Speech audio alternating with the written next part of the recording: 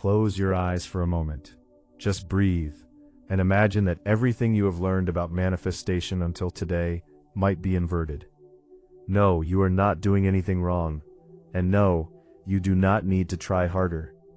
Quantum physics has something profound to tell you, and it is not that superficial story that every thought turns into reality in the blink of an eye.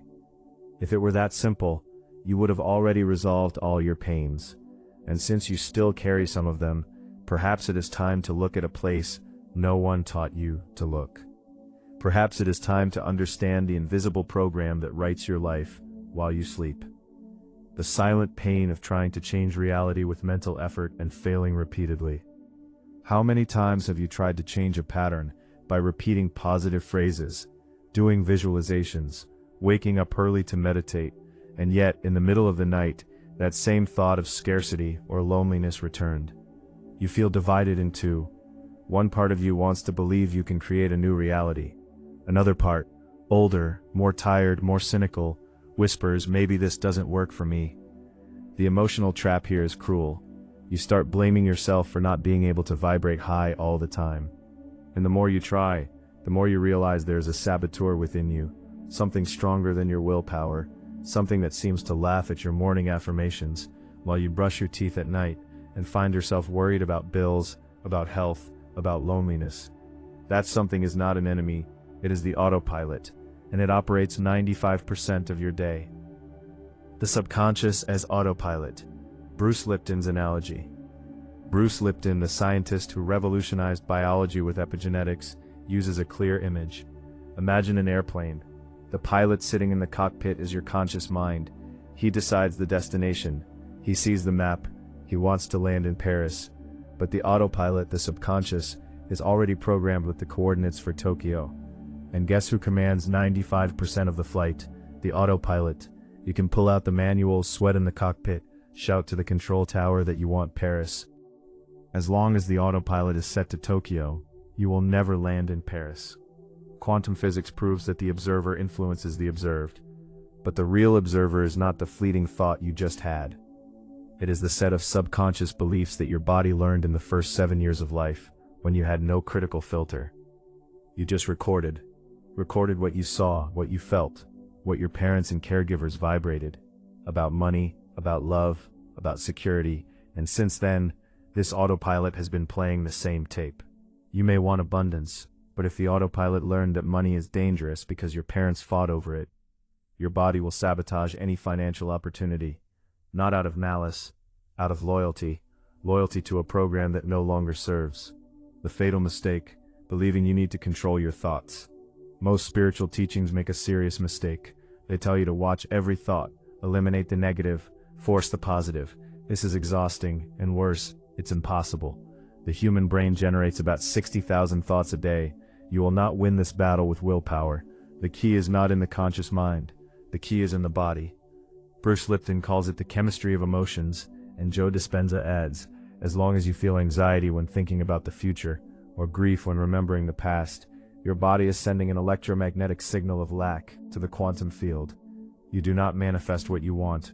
You manifest what you are in a resting state. In a resting state, when you are not trying hard to be happy, what does your body feel?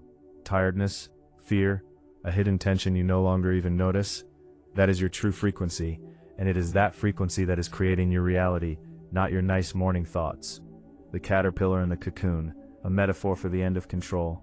A caterpillar does not become a butterfly because it screams, "I am a butterfly." It does not do visualizations. It does not repeat affirmations. It simply dissolves inside, in silence, inside the cocoon. Its tissues break down, and only when nothing remains of what it was, a new form begins to emerge. Your old reality is the cocoon. If you keep fighting against it, trying to fix the old, trying to improve what no longer serves, you only delay the dissolution. Quantum physics does not ask you to think better.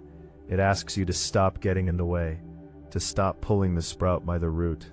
The new reality is not created by you, it is revealed through you. When you finally allow yourself to feel what hurts without trying to change it, when you allow yourself not to know, when you allow yourself not to be okay, because it is in that silence, in that surrender without effort, that the autopilot begins to listen to a new song. A song that does not come from your head, it comes from your body at peace, and that is when the invisible program begins to be rewritten. You do not need to monitor every thought. You need to feel the difference between the intention that comes from fear and the intention that comes from fullness. This is trained, not with more effort, with less, with listening.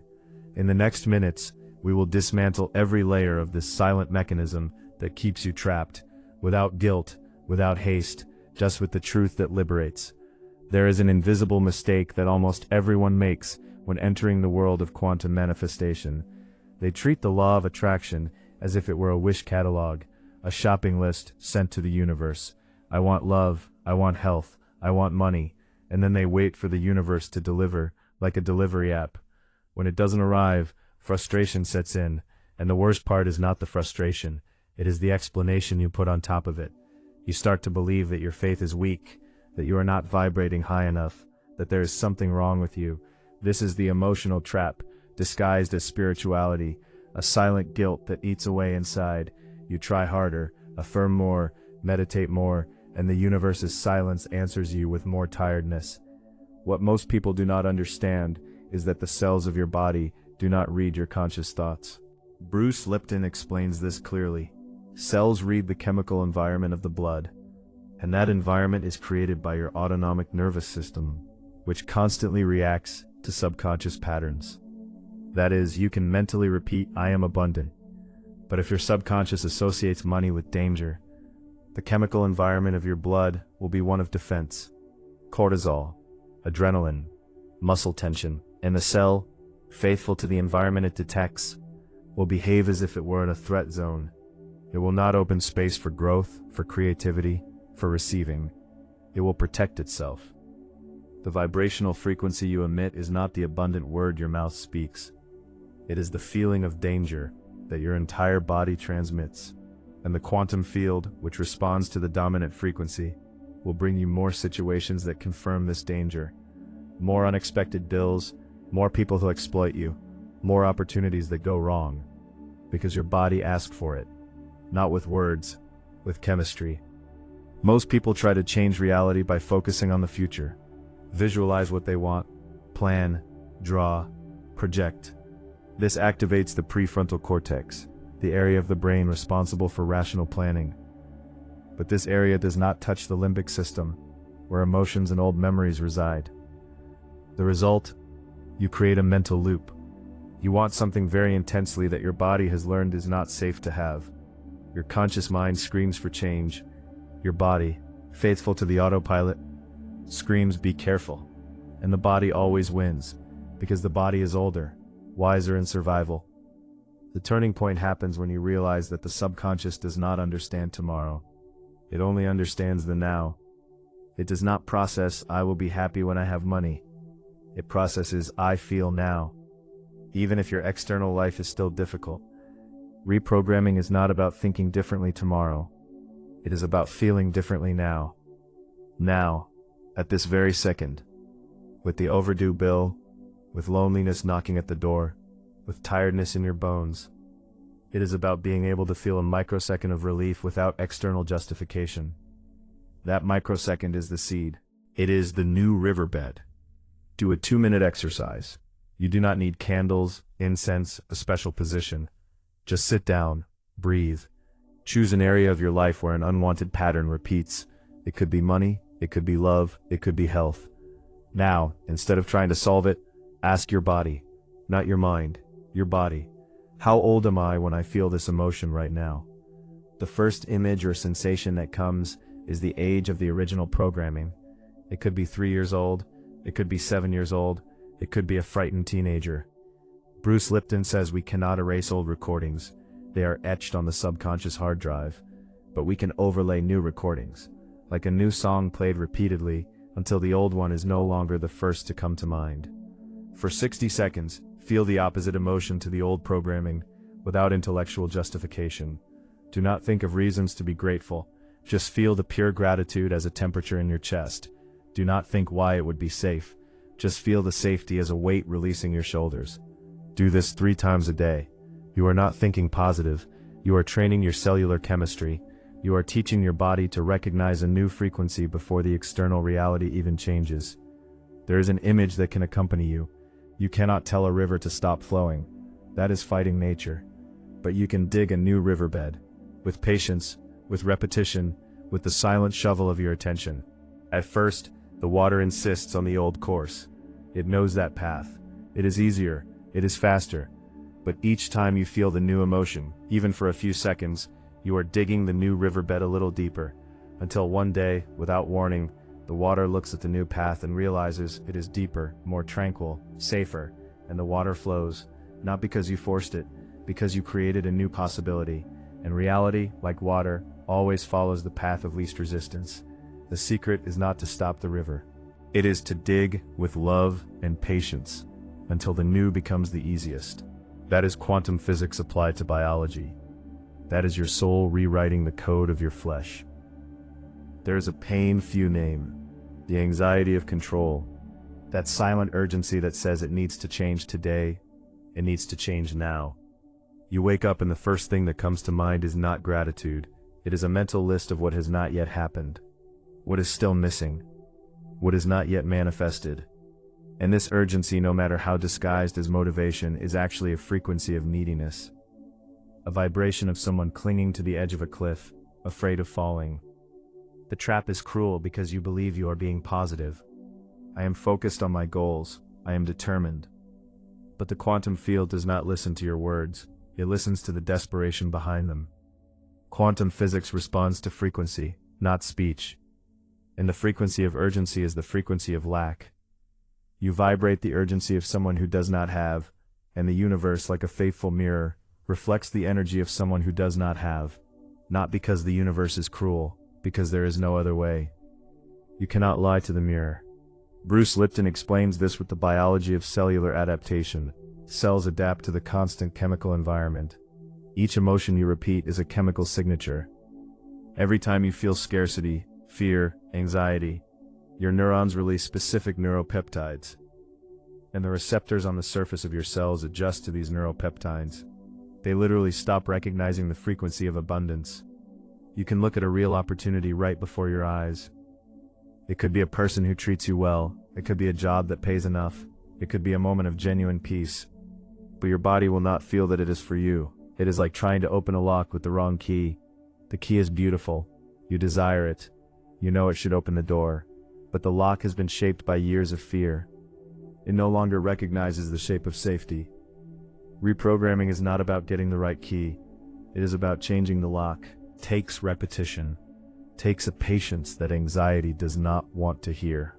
Most people fail because they try to manifest from a place of lack.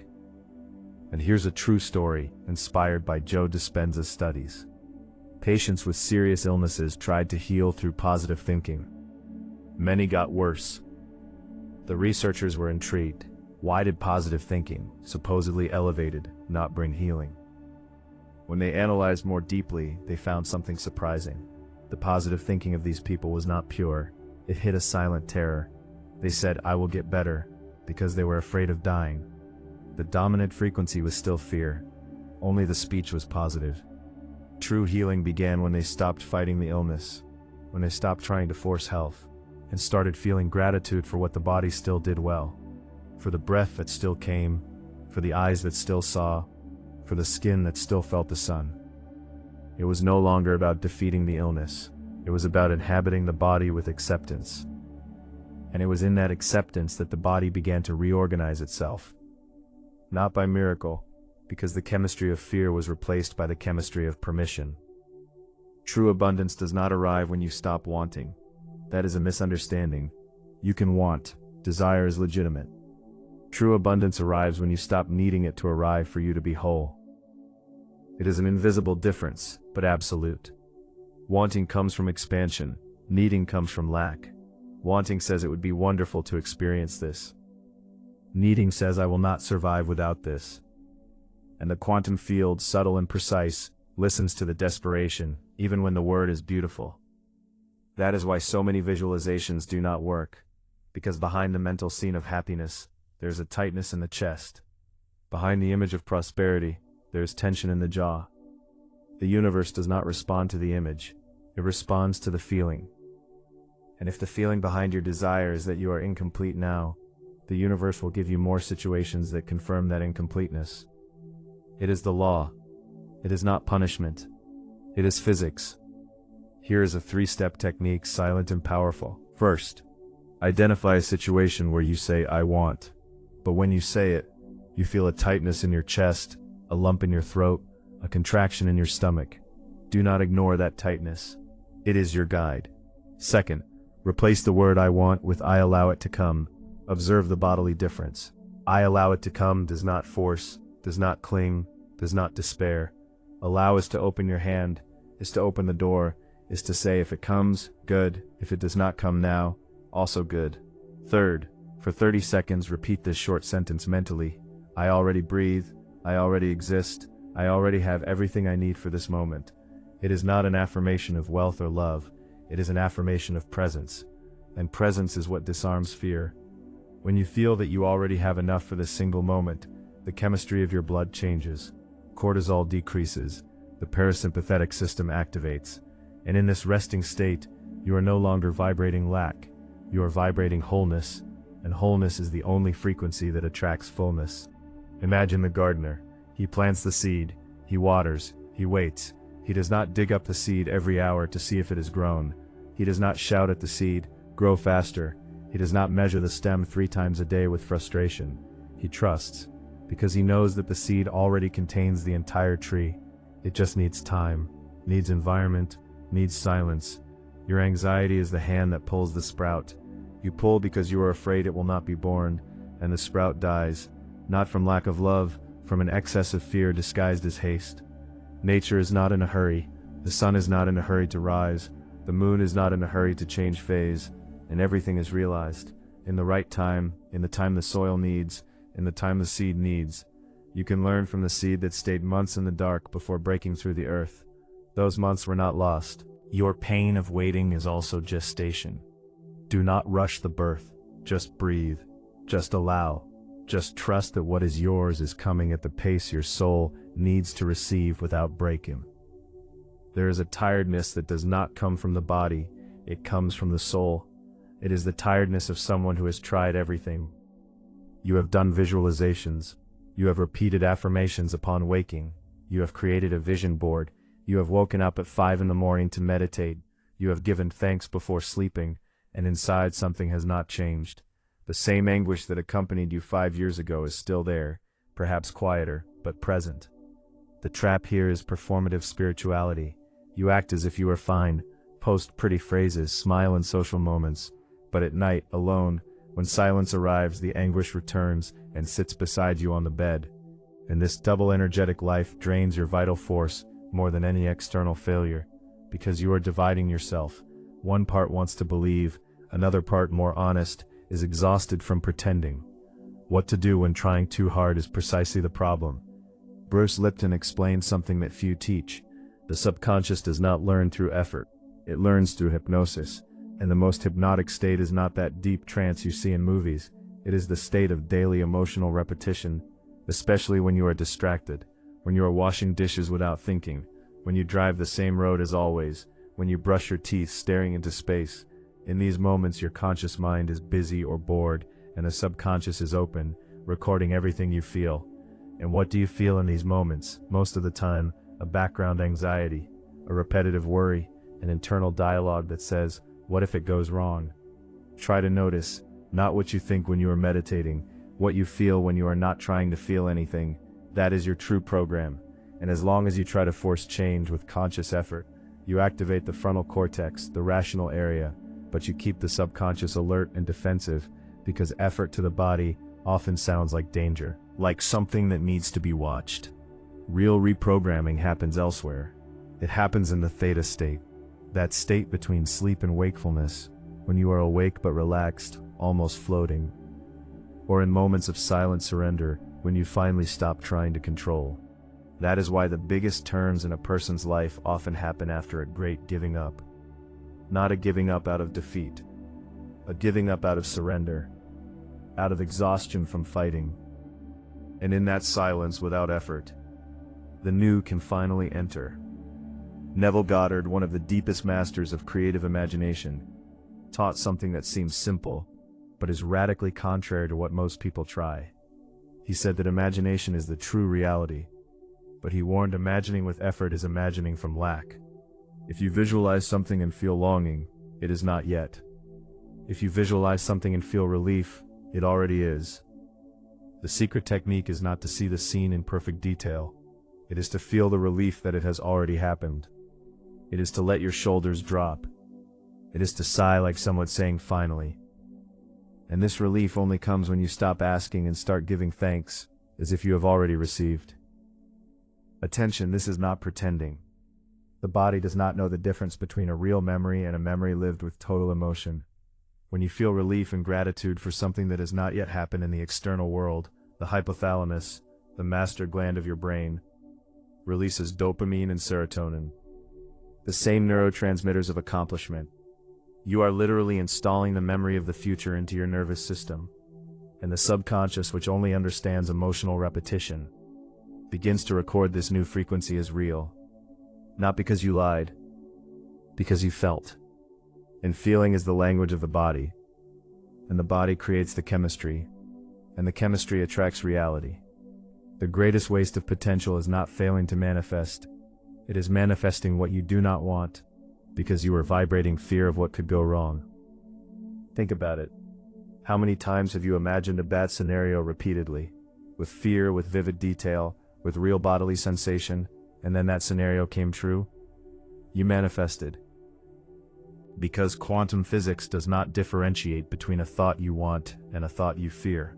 It only responds to the strongest frequency, the most repeated, the most felt.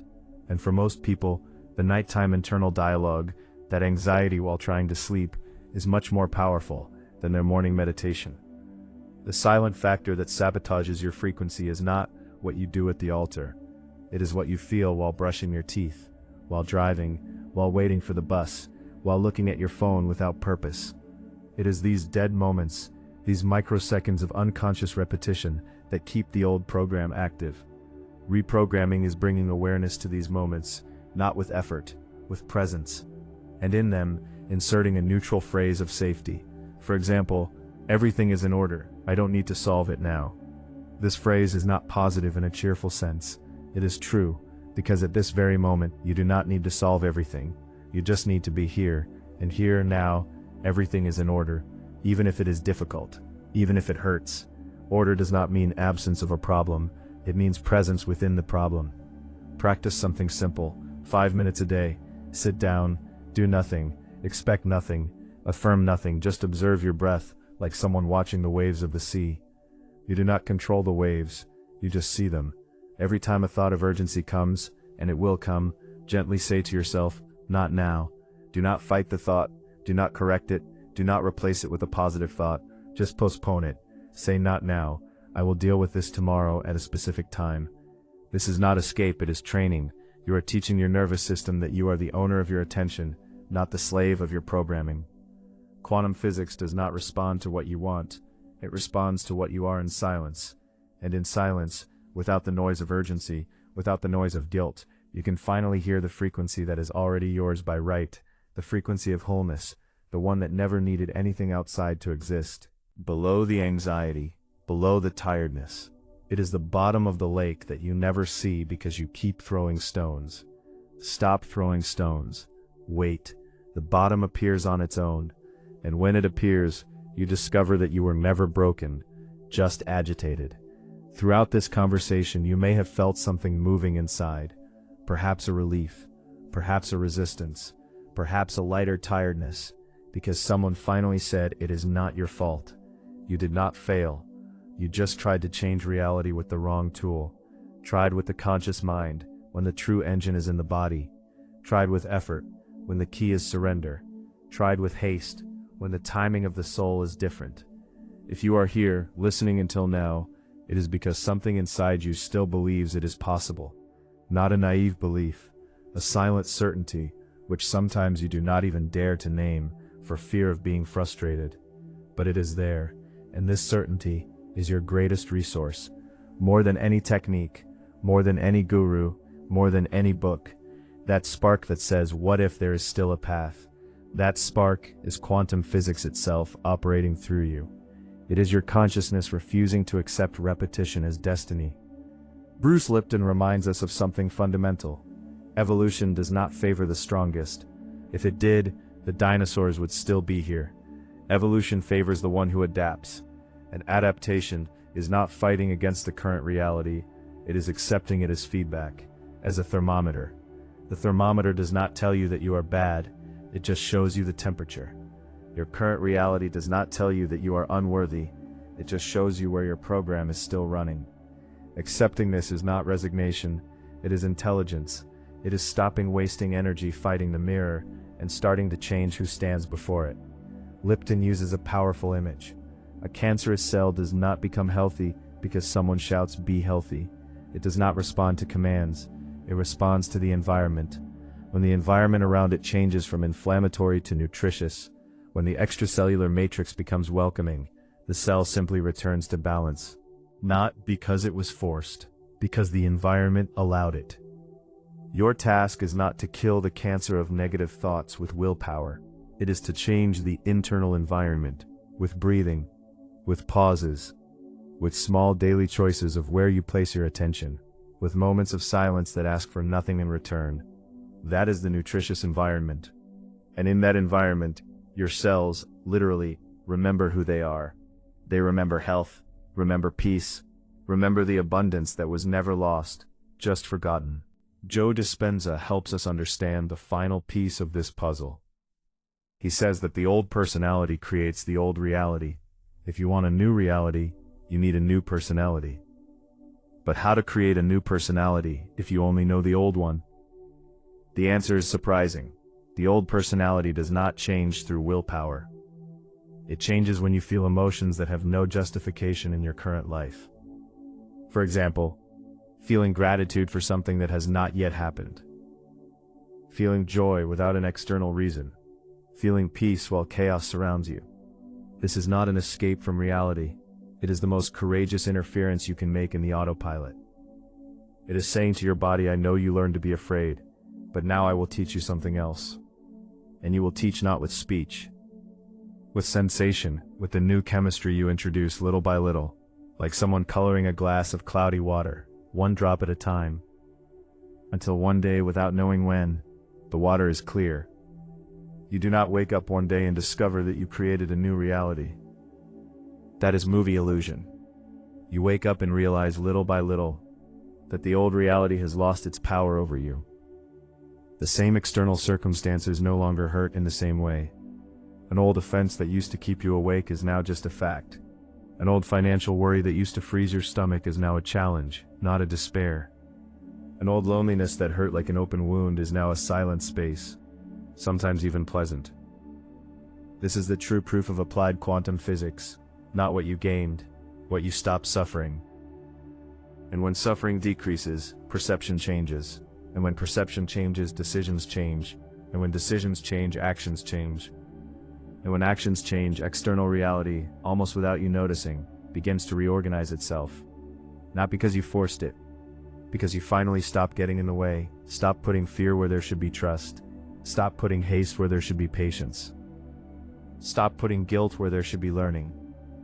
What if the pain you feel today is the gateway to the life you have always sought? Not just any pain, this specific pain, the one you try most to avoid. What if it is the very hand of the universe pushing you into silence? Because it is in silence that reprogramming happens. It is in silence that the autopilot slows down. It is in silence that you can finally hear the frequency that needs no effort. It is already there. It has always been. Before the first worry, before the first hurt, before the first belief you inherited without knowing. It is what remains when you stop trying to be something. It is what you are. Not what you achieve, not what you think, not what you manifest, what you are, and that is enough. In fact, it always has been. Allow yourself tonight before sleeping 1 minute of silence without asking for anything. Just give thanks for having come this far. Give thanks for still seeking. Give thanks for not having given up. Give thanks for something you cannot even name, but that is there, warm in the center of your chest. You do not need to know what it is, just need to feel it. And trust, quantum physics does not give you the power to create anything. It shows you that you already are the thing, the whole thing, the complete thing, the thing that does not need anything else to be loved. And you just need to remember that, in silence, without haste, without guilt, just breathing in the now. Because the now is the only door, and it is open. It always has been. Your hand, tired from forcing, can finally rest on the doorknob. You do not need to push, just walk through. Thank you for your presence here. May the silence you practice from today onward be more fertile than all your past attempts. Until our next meeting.